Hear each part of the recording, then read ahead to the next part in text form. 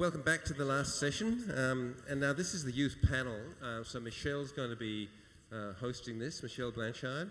But first, we want to hear from Alicia and Aidan. So what we really wanted to do first was to acknowledge all of the folks who put so much hard work into making this conference happen. So what we're going to do is we're going to list off different committees, and we just want you to stand up and we're going to give you a big applause. We'll do them all at once. So the people who have made this amazing conference happen are the organizing committee, the program committee, the youth bursaries selection committee, and the tech team. Anyone else, Aidan? That sounds about it, right? All the delegates, I guess. Thank you for attending. But yeah, so if all those people we just listed could stand up so we can applaud you, that would be amazing.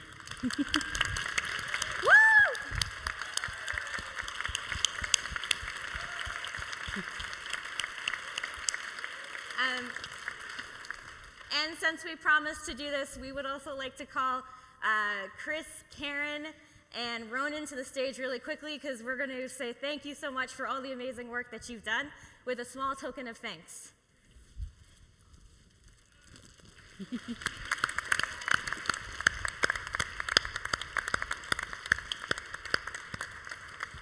Where did Ronan go? Where is Ronan? Ronan, come on. Up you come. Out of everyone we know you can hear us, Ronan. Yeah, let's go. Thank you very much. So Karen and Chris and Ronan have put in a lot of extra work putting this together. Karen and Ronan have been awake for way too many hours, and Chris has been supporting Alicia and I and all the young people to organize all the fun events such as the dinners and the chill out space and all those things. So thank you very much. Another round of applause for these guys, please. Thank you, Mrs. Amazing. Thank you so much to Alicia and Aidan, who have also done an incredible job as our youth co-conveners for the conference. And I'd like to welcome everyone back for this afternoon's panel. Yeah, big round of applause for Alicia and Aidan. So I'd like to welcome everyone back for this afternoon's closing panel, leading into our lock note address. And this afternoon we're going to hear some reflections from a number of young delegates who've participated in the conference over the last couple of days. I work at an organisation called the Young and Well Cooperative Research Centre, and at the heart of the work that we do is about understanding that young people are experts in their own lives, and that it's really critical that we work in partnership with young people to create and innovate new solutions. So it's in that spirit of partnership in working with young people and seeing young people as experts in their own lives that we bring together this afternoon's panel. We've had over 100 young people from all over the world participating in this conference. Many have been supported to be here through bursaries, through a number of very kind organisations, but a number of other young people have also fundraised themselves to get themselves here and to be part of the conversation and have a voice on issues that affect them. The young people who've attended the conference come from a really broad range of backgrounds. Not only are many young people with lived experience, there are also young people who are working to drive change and reform in the sector. And they are the next generation of professionals who are really going to drive youth mental health reform forward. And there's no doubt that their presence has really strengthened the conversations and dialogue that we've been having, as well as enhanced our social media engagement as well. So to co-host this closing panel today, I'd like to throw back to Alicia, our own mental health superhero, to introduce the young people who are going to form our panel this afternoon. All right, I would like to welcome and also acknowledge that there's so many other awesome young people in the audience, but to introduce you guys to the young people on our panel today. So we have Aidan, who is my lovely co-convener, Taylor, we have Ross, Nick, Elise, Paige, and Lu Ming. And Dexter. And Dexter. I don't know, because I was reading it out of order, I'm sorry. And Dexter, who is awesome. Amazing. So maybe to kick us off, I wonder if a couple of our panel members want to tell us a little bit about themselves and what brought them to Montreal. So maybe Ross, we might kick off with you. Hi everyone, my name is Ross Flanagan and I work with the Youth Empowerment Service and the one person in the audience. What we do is we aim to reduce the stigma that's around youth mental health. We also act as advocates for young people that are in inpatient care in St. Patrick's Mental Health Service in Ireland. The whole ethos behind the Youth Empowerment Service is to really create a platform where young people are not only as well as they can be when they're journeying through their mental health experience, but that they also can flourish once they've gone out of that inpatient care and can really achieve all that they can achieve. So for me, I think that coming to conferences like this is really one of those ways that we can do it, because not only are we able to hear the research that's going on around youth mental health, but we're also able to hear the voices of young people and their true voice, not a represented voice. So I think that's what brought me here today. Cool, fantastic. Taylor, what about you? My name's Taylor. Hi. I'm from London, not the cool London, the London that's 2 hours south of Toronto.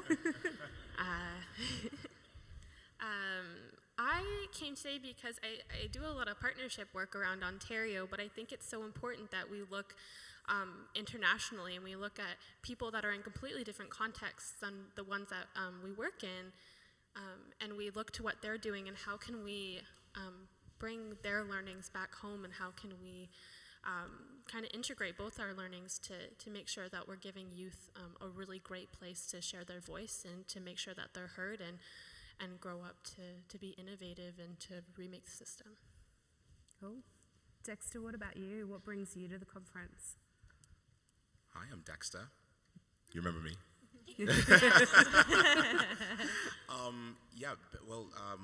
I work with Jack.org, which is a national youth mental health non-profit organization that looks to try and break down the stigmas with regards to mental health by empowering youth, by giving them the tools necessary to go out and make change in their communities. For me personally, I obviously came on behalf of Jack.org, but also for myself, because I feel that conferences like this, it allows for people, my generation, to be able to connect with others, to see exactly what has been going on in other particular countries. Wondering whether, what's being done here, is that something that we could modify and look at and take back into our own communities and suit our particular purposes. I felt that this was something that was necessary for me to be here to join great colleagues like this from across the globe and to share ideas. And I think that's probably the most powerful thing, sharing ideas and experiences for the greater good. Fantastic. Lu Ming, what about you? Okay, so my name is Lu Ming. I am here on behalf of Yale University. I am actually a psychiatry resident. I came here because I really wanted to know more about how to do advocacy well. And I had heard Pat McGorry speak at a conference, a little group conference a while back, and he had said, oh, let me share about Headspace, let me share about what we do, and I was like, oh my God, wow, okay. And he had told me about this conference. At that point, it was like very far in the distance. I wasn't sure. And eventually, I just looked it up, and I just thought it would be an amazing opportunity for a provider like myself, a very young provider, to be able to engage youth and also learn about how to do better policy work and how to do better social media. And I think that this conference has really given me a level of expertise I wouldn't have been able to gather if I didn't come, and there were just so many inspiring talks. I've sort of come away with invigorated insight, and I feel empowered to do more in my own community. Mm-hmm. Fantastic. And Elise, what about you? You've come from the UK. Yeah. So I'm representing the NSFT Youth Council in England. There they are. Oh, and there. Lots of friends in the audience. So we are in Norfolk and Suffolk, and we basically fundraised probably about $72,000 wow. to get here. And we basically came because we want to get ideas about, to improve our services, because that's really all we do, is to try and improve our services in our country. and we've all split up and gone to different talks, and it's been really nice. And just being here, and it's meeting other people, like with different experiences of the mental health system. So yeah, it's been really good. Yeah. Fantastic. And Nick, you've come from Australia. Yeah, from Melbourne. I'm here representing Origin with their support, particularly the Youth Research Council. Don't even know if that's what we call ourselves at the moment. So I'm here particularly because I am interested in advocating for mental health and making the changes that we want to see in the services or research or programs that I guess are made for us. And also I'm interested in researching, I guess, when I'm a proper adult, which probably means studying forever. But yeah, I guess that's why I'm here, just to learn and see what's happening in other countries and what I can take back to the Youth Research Council when I'm back home. Fantastic.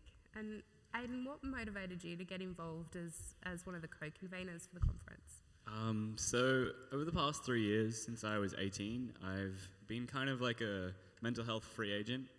So I've just kind of stumbled onto opportunity after opportunity to see where I could go. So I've come from my country town working with my local headspace to coming to Montreal through various different outlets and opportunities through the skills I've learned. So I was just really lucky to stumble onto this opportunity and bring my skills and see what we could make. Cool. Okay, cool. So the next question, which I'm going to steal one of Michelle's questions, is coming into the conference, what were you most looking forward to? So let's start with Taylor again. What?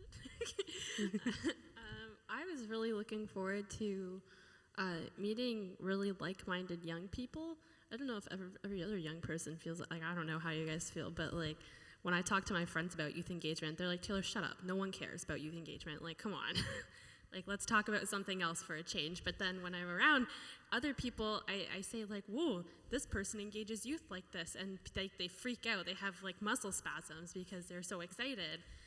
And it's really cool to be around other young people that are a bit more knowledgeable in it and that are also spreading the word and talking about how to get those friends that are really just not interested in mental health or youth engagement and how to get them engaged. So I was very happy also with the young people that I met.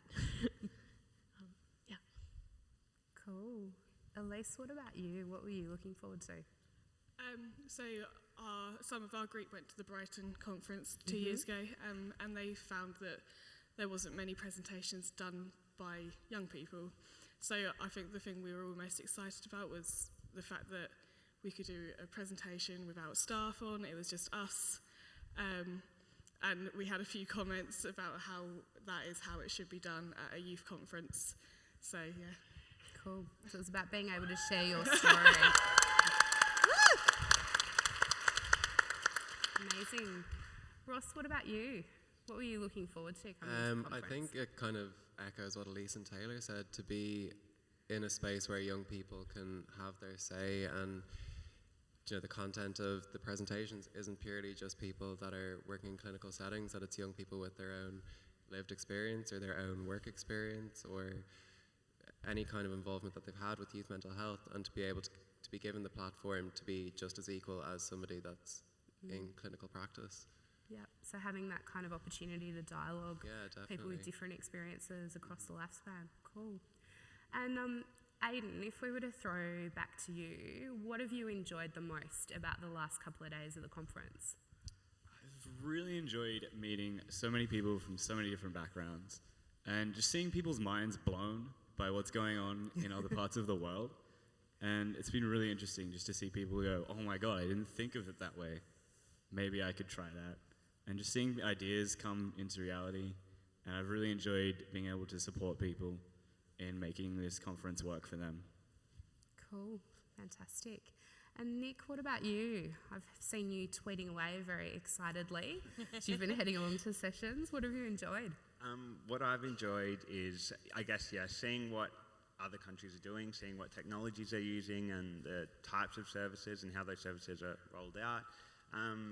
but I'm also really enjoying that, yeah, I guess we can all come together and share what's worked in each other's context and bring that back home.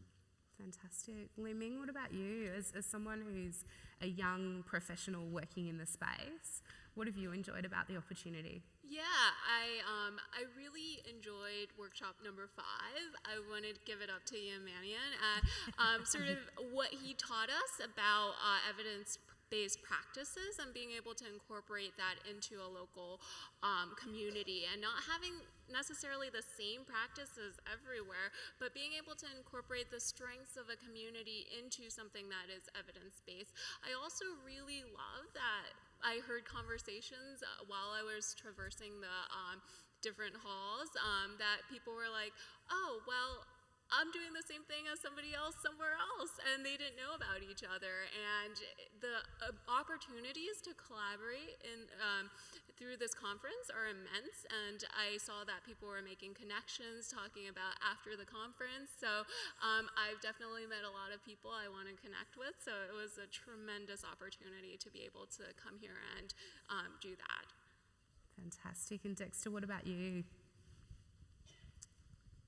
Oh, goodness. I think I'm just going to repeat what everyone else has basically been saying.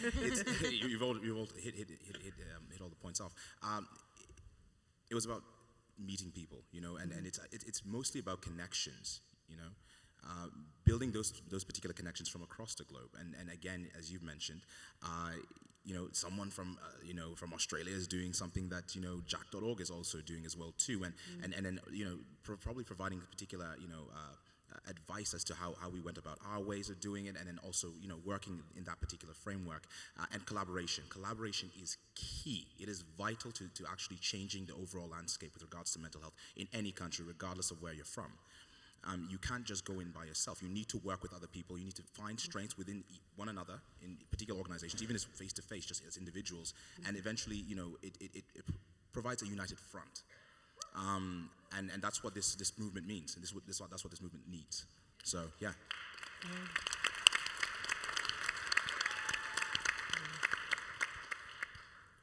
So our next question is, what would you like to see more of? And I'm going to change it up and maybe do Nick first. Well, I didn't want to really follow that.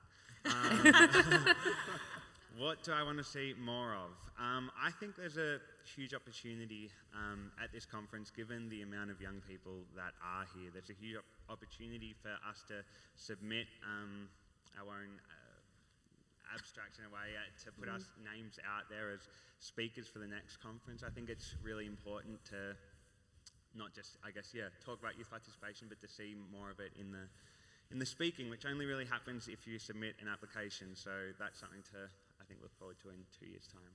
Yeah, cool. Fantastic. What about you, Ross? Do you want to add anything to that? Would you like to see more of? What would I like to see more of? I suppose breaking that tradition of research presentation would be really good. There's a couple of people in the audience that were at the Association of Child and Adolescent Mental Health Service research conference recently, and there was a hypothetical that was at that, which is so non-traditional. You know, considering that it's a youth mental health event, that we should have things that are more youth-friendly. You know, like I love the chill out zone, but to have something that's really caters to young people, that doesn't, you don't have to speak this high convoluted language of research to be able to engage with what's being said and what's going on. I think that would be a really important thing moving forward. I suppose embracing that creative and youth-friendly aspect of the conference. Yeah, fantastic. And, you know, as someone who's a researcher but, you know, still relatively young in the space as well, I think it's entirely possible to communicate your research in a way that's accessible to everybody. My boss, Jane, used to talk about kind of the mum test. You know, if you, as a researcher, could explain your research to your mum and she got it, then that was probably means you were hitting the mark. So it's more about kind of having more accessible research, not just for young people, but for anybody who might want to take this stuff and use it in their own practice too. I have a funny test like that. If I can explain it to my engineering boyfriend who doesn't understand people, it's good. Yeah, definitely. What about you, Taylor? I think there was a really big lack of LGBTQ plus research and innovation. Yeah, like personally, a lot of my best friends, identify in this group, but also have very serious mental health issues that frankly come from being in a minority and being isolated and feeling like that. And when I come to a conference like this and don't see a lot of it, it makes me feel like I'm letting them down, and I'm not advocating. As someone that's a huge advocate for youth engagement and mental health, it seems there was like that one group that was kind of lost in the conference, and I think it would be something to really keep in mind for next year.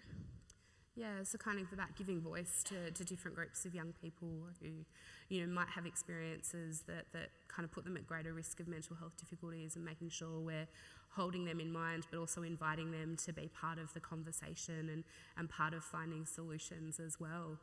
Dexter, what about you? I'm just going to say the price. I mean, can I get an amen? It is not easy. It is not easy for young people to be able to come to these type of conferences. I mean, you guys came in and you did something that was amazing. You were here on this stage. You did not have to fundraise that much. And I give a shout out to the people who actually helped with regard to the bursaries. Thank you so much for being able to do that. But personally, for my flight, I basically bankrupted myself. I have $10.26 to my name right now. Now, living that student life, it ain't that easy. And I know all you people know exactly what I'm talking about. I got $20 right now from my main man, Aladdin. This is me for the next 2 days. I think that what I'd like to see more of, if anything, is more support for people with regards to traveling. Looking at the overall price in and of itself can easily exclude specific people and specific demographics, and it can become daunting. You look at it and you immediately get shut down by the amount that you have to raise for it. I think that's something that can be looked into. I think too that representation with regards to people from Africa, for example, or South America. When the hands went up, I didn't see anyone from Africa. This is an international conference. Maybe a committee being set up next year specifically would be something that would help bring in more people from these particular areas, because at the end of the day, we all have mental health, we all have a brain. And I mean, it doesn't matter whether you're from South America, Africa, Europe, it doesn't matter. Everyone has and should have the right to have that particular input, and I believe that, along with obviously maybe a little bit more help with the funds, would be something that would be necessary for youth here. Yeah, and it's...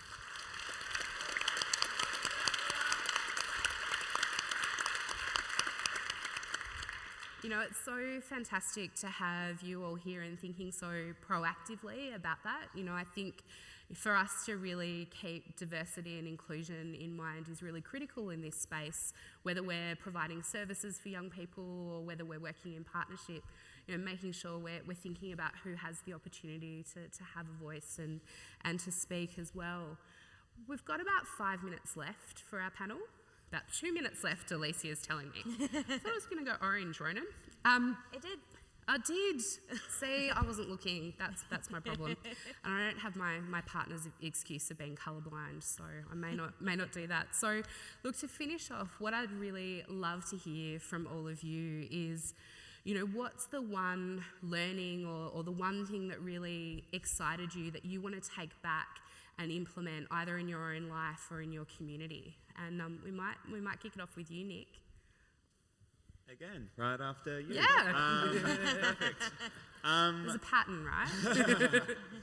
I guess the biggest learning is that youth participation in any service or technology that is aimed at young people is completely doable and easy, and there's no reason why youth participation shouldn't be involved in every aspect of the design and implementation and everything else that comes with all of those projects. Yeah, cool. Aidan, what about you? I have a very strange learning style where I kind of take in all the information for the past 3 days, and I haven't had time to cipher through it yet. So over the next 3 days, I'll probably do a lot of reflection, and that's when I'll work out what I've really taken away from the conference. Cool. Lu Ming, what about you? We might grab the second mic too, guys. I think there were a lot of different things that I took away from the conference, but one thing that I really want to share with everyone is the idea that mental health advocacy is hard. Having sustained advocacy efforts that really lead to change takes a lot of effort, and it takes a lot of effort over time. And I think one thing that was said earlier is that we need to be really strategic about how we utilize our resources and really make sure we pay attention to campaigning and making sure that politicians actually give a lot of money to mental health and say what's on their mind, but also do what's on their mind in a way that leads to actual practice changes for our patients. Cool. Dexter, what about you? What's your one thing that you're taking away? The amazing power of collaboration, the amazing power of youth, and just how resilient, young people can be, and how that can have a huge impact on society, how that needs to have an impact on society. I'm taking the power for change. I'm taking the potential for even more engagement on an issue that is very much something that we need to take ownership on, that we are doing so right now, being here. I'm taking obviously a lot of research from this. There was a lot of research, very interesting stuff, I have to say, and definitely particular projects that I'm thinking that could also be implemented in Nova Scotia, But most of all, it is, I think, just reaffirming the fact that through it all, we're all humans, and we have the ability to actually create change, long-lasting change. Cool. Yeah, Elise, what about you? What I learned wasn't actually from any of the talks. I spent a hell of a lot of time in the chill out area, and I think I just found that it's okay to have some time to yourself. Yeah. There is nothing wrong with wanting to sit out of something because you're panicking. Yeah. So, and it was really nice to meet everyone in there. Yeah. It's such an amazing learning, right? That it's okay just to take a bit of time out and chill, and you don't need to do everything. Yeah. Absolutely. Taylor, what about you? There is a specific PhD presentation that I went to this morning. This weekend's a blur. I don't even know. But it was they presented a mood tracker, basically app to a bunch of young people, and then they found that there was no difference in any of the self-awareness, and thought it was interesting because there are a million mood trackers and there are a million things like them, and they're not working, but we continue to keep doing them. I think Alicia talks about it's crazy to do the same thing over and over again, and I'd probably make everyone here sick if we looked at the amount of money that we've put towards things that we know don't work. So I think being able to see that research justify presentations of talking about, we need to be thinking about something different, and we need to think about ways to evaluate things differently, so that way we can have practices that think outside the box, and that became really clear for me in that presentation. Yeah, and I saw someone tweet earlier today actually that the most dangerous idea is that we do things the way they've always been done. And I think that really captures that we spend so much money and so much energy just doing the same thing over and over again, thinking it's going to have a different result. So definitely a space for completely innovating and rethinking the system. Ross, what about you? Final word from our panel before we go back to Alicia. That's a lot of pressure. No pressure, no pressure. I think for me, what I am definitely going to take home is the amount of potential that everyone that I spoke with had. It was so reassuring for me as a young person to know that people that are younger than me, people that are the same age as me, and people that are older than me are all in this room because they all give a damn about youth mental health. And if we bandy together, if we work on our own, however we do it, we can all make a difference. And hopefully by this time, 2 years, when we'll all be sitting here at the end of IAYMH 2017, that something will have changed. And something really, really positive will have changed because we've achieved our potential.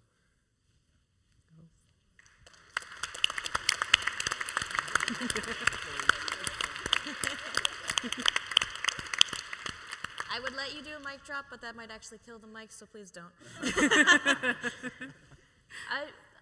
honestly, in our schedule, I'm supposed to summarize this, but I think one of the things that has been so beautiful about this conference is letting the authentic voices of young people speak for themselves. And one of the things that I have always told people about my own public speaking is that if I ever stop getting nervous, I'll quit. Because it means it's not worthwhile anymore. If we ever sit still and think that we're perfect at youth engagement, you should probably quit. Because we can always get better, we could always learn more and be more innovative and include more. And I'm so grateful for everyone to tell us what they liked and tell us what they didn't like. And I was also watching the Twitter wall, and I'm so grateful that so many people are expressing what they loved and what we could do better. And I'm really excited to continue to grow. Our next group is, next presentation up on this stage is the lock note, which I've been told is a term that we don't use in Canada for the final plenary. But I just really want to say thank you to everyone again. Thank you to our beautiful panel. And I really enjoy getting to know all of you in the next few days. And yes, you get to go home and sleep soon, I promise. So please join Alicia and I in thanking our amazing panel of young people.